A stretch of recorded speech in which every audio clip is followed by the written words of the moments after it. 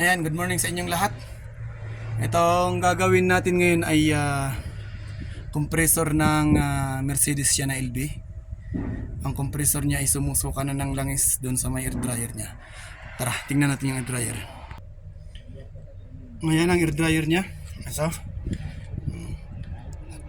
makonsumo na siya ng langis. Halos sa isang maghapon na biyahe niya, 2 hanggang 3 litro ang nakukonsume ng langis. Yan. Sumusuka na dyan ng langis. Kaya babaklasin natin ang compressor. Ayan, ito ang compressor na kailangang baklasin natin.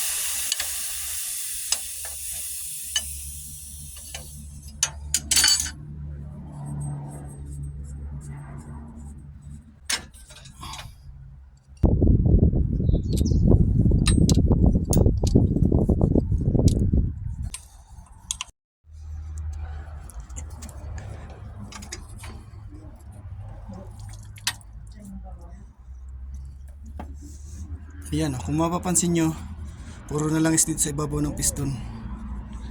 Ayan. Ito, inuhugutin natin to. Ito naman yung cylinder head nya. Ayan.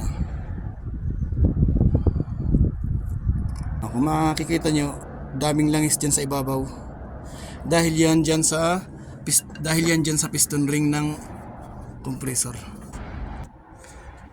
Paikutin natin para lumitaw dito sa ibabaw yung piston.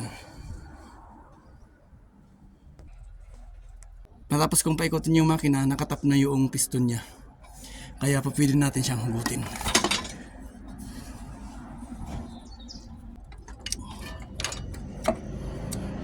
Ayan, ito yung liner ng compressor at sukatin natin. Ito yung oil ring nya. Tingnan natin ang clearance nya. Ayan, ang laki na ng clearance ng piston ring nya. Ang oil ring. Ayan. Okay, ito na yung compressor natin.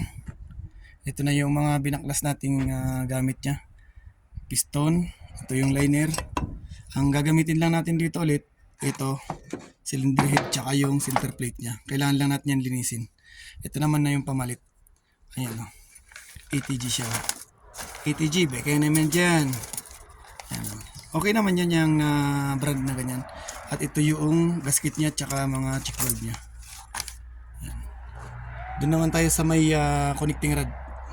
Ito, kailangan nating linisin to para ma-fit natin na maayos yung mga bolt nya dyan at may mga silicone siya. Ayan, na-prepare na natin lahat ng gagamitin natin. Malinis na rin to.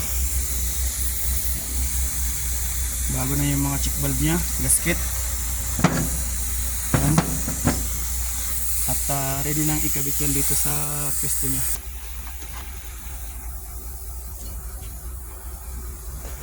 Ayan, nailagay na natin tong bagong piston nya at liner.